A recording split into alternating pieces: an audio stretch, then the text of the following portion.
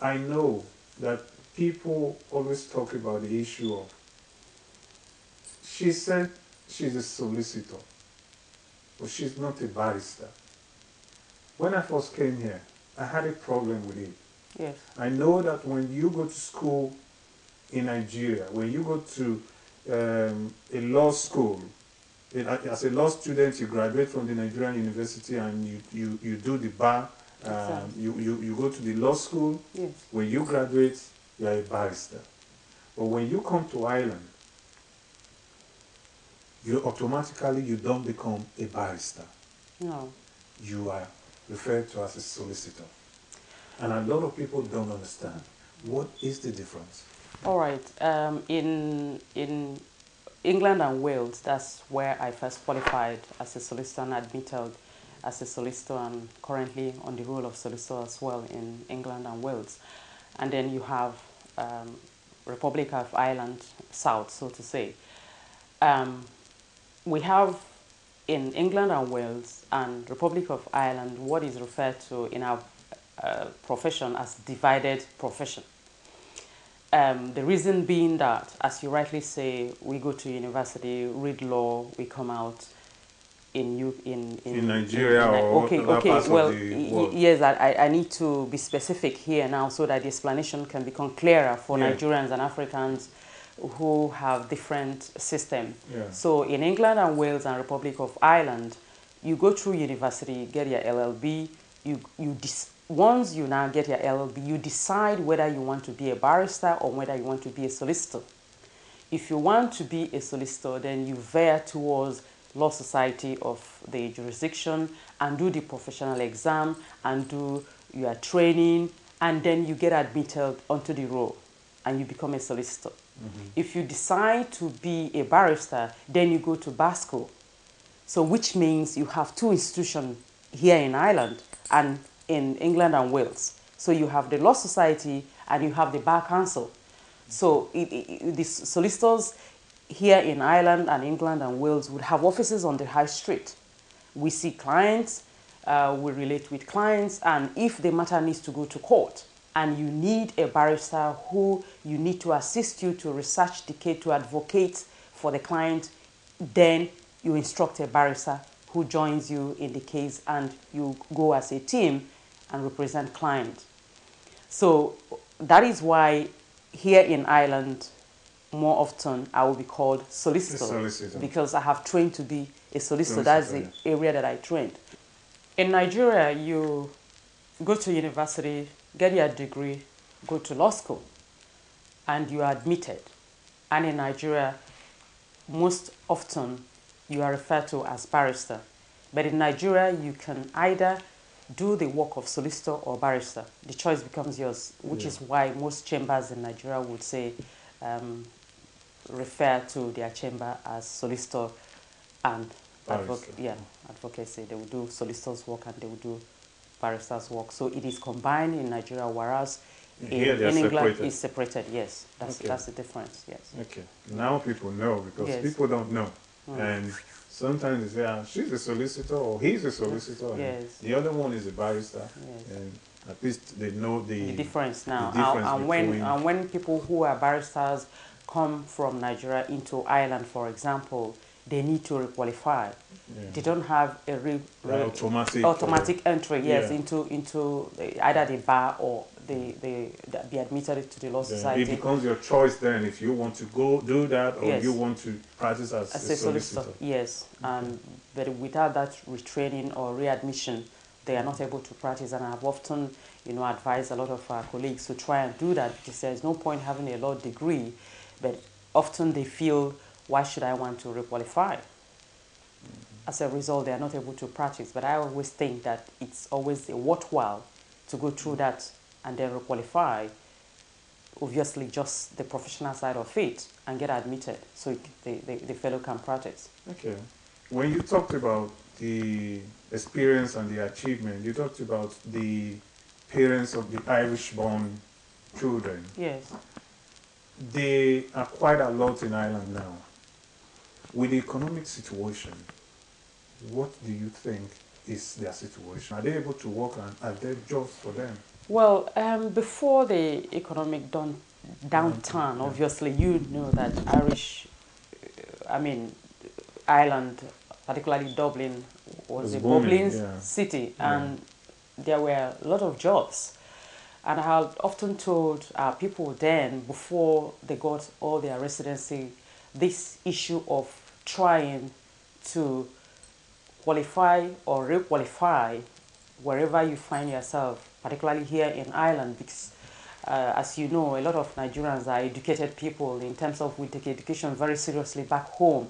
So a lot of people would have gone through university degree, HND diploma. Yeah. Then they come in here and find out that obviously with their degree, it's a bit of discrimination if one wants to put it straightforward.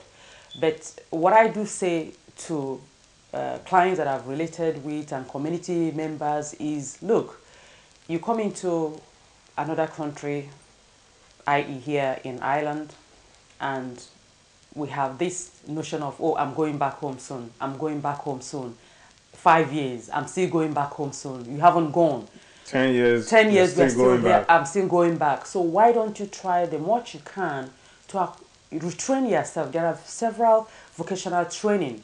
There are several skills that if one acquires here in Ireland, you will be able to use it to get a job. To work here? To work here and or sustain even yourself. Go, or even go back to Nigeria, yes, of course, when you go back set up something. As I say, no training, no education is wasted, no matter how little you think it is. For me, I'll tell you one thing about my educational career and the way I had started. My first higher degree, so to say, was diploma in secretarial administration. Obviously, at the time, it wasn't what I wanted to do, but I thought I needed to start from somewhere to move up. But believe you me, to be able to have managed Ceemex the way I did, because I'm the processing manager, it was that diploma I got in a secretarial administration that made it so easy for me, because other firms of solicitors will employ a managing partner who they pay, but it works to take care of the management side of it. Yeah. Yes, but I was able to do that because of that education that I got earlier on. So there is no training, there is no skill, there is no trade that is wasted at any point of one's life. And some, more matured fellows or individuals or women would say, oh, at my age now, what do I want to bother myself? I don't have, too long to live. I mean, if you have the next 10, 20, 30 years to live, for me, it is a long time. Make it worthwhile. Make it worthwhile while you're still here. Yes, I tell you, yes, a story of a colleague of mine when I qualified in London, because law is my second degree. We were just chatting one day and we were talking about mature student, and he goes, when I was about to start the law degree, I wanted to read law because I already had a degree. And one day he was just talking aloud about it, and he goes, I'm 40 now, where will I even start? When am I going to finish this law? The next 7 years, because obviously by the time you finish training as a solicitor, a barrister, you're counting nearly 7 years. Counting 7 years, and he said, fellows, they were having this discussion. One of the friends just turned around, oh boy, whether you read law, you don't read law, in the next 7 years, you're going to be 47. And he said he went back home and thought about it. I said, do you know what? This is actually true. Whether I read this law, I don't read this law, in the next 7 years, I'm going to be 47. And that was how he, dusted himself and went and got a degree. So that is what life is all about. So we need to work hard. At any moment, we wake up every day and we're breathing this air God has given us for free. Yeah. And then decide that we must do something for ourselves. Don't allow time to become a barrier. Don't allow the fact that, oh, I've gotten a degree before, why should I bother myself now to go and get another degree or another trade or another skill? Because you're enhancing your person, you become more marketable. There are several jobs that need to be done, so to say, that they are looking for people even in this recession. But if you don't have what it takes, how would you be able to How would you be able to do it? But even at this period of recession becomes a good time to equip yourself, so that when the economy gets better, then you'll be there for grabs as far as employment is concerned. So I will encourage our people to try and retrain, no matter what education or degree they have. It's all about occupational change. Yes. Because I know that in Africa we go to school, and because of the situation we do all sort of courses, which is good. Yes.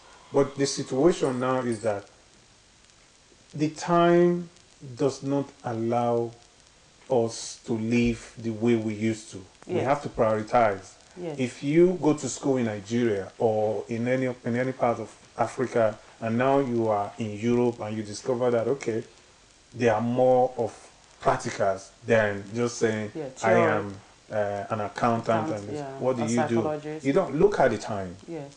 You just look at what you will become when you do finish in 2-3 years from when you started. Yes. And you go into it.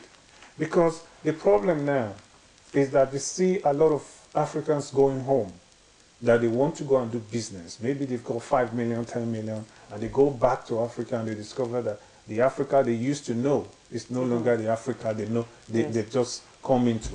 Yes. And that money, you use it to start business with people who are seeing you, that is a black man, as a white person, all because your mentality has changed. Yeah. What do they do with you? They dupe you of that money, and then you come back.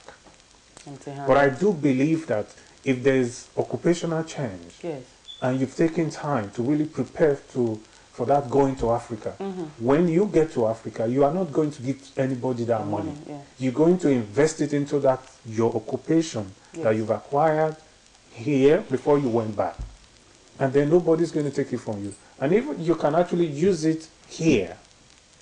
So, like you said, that is what people need to know at this time. Yes. Because there's no need. I meet a lot of people who say, oh, there's nothing to do in Ireland.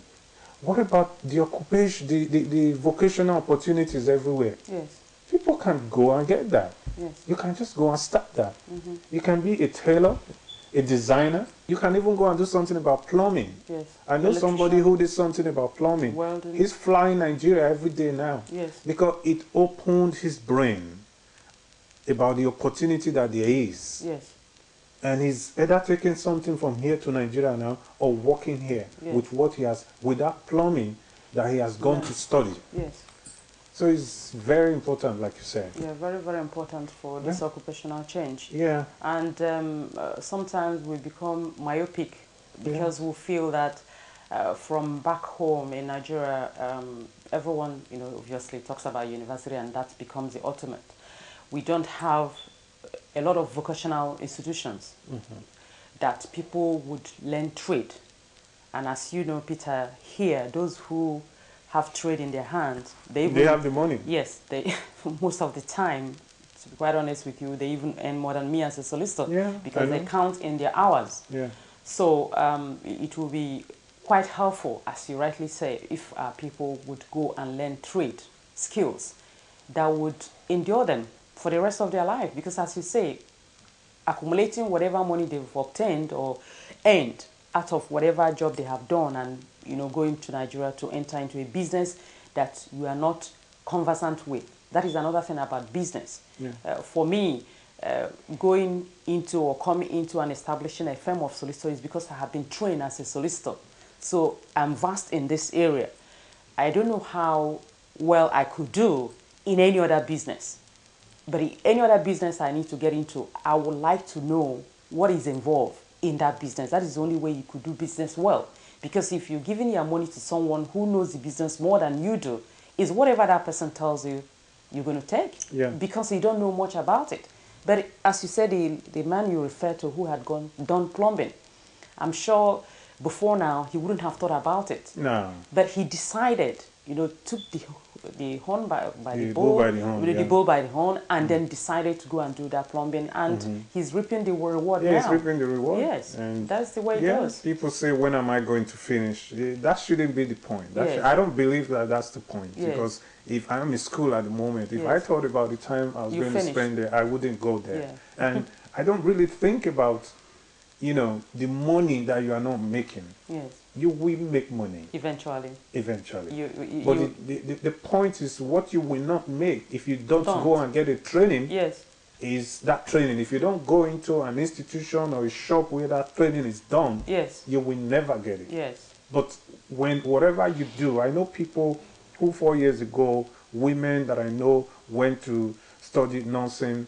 Today, Yeah. they finished. Yeah. They are nurses. Yes. I've seen them. They're working in Okay. different places. Yes. But I've seen their friends who said then, when will I finish? why are they going to school? At this stage, When are at they this going age. to finish? Oh, Duma. But they're still where they are. Like you said, Yes. whether you go to study law or you don't go to study law, you The will be years, 47 anyway. Yes. So That's the way it goes, yes. Yeah, that is the thing. People So, sometimes just look at time, starting point, yeah. and begin to worry, "Oh, when am I going to finish?" And what they are going to invest in it. You need to invest. Yeah.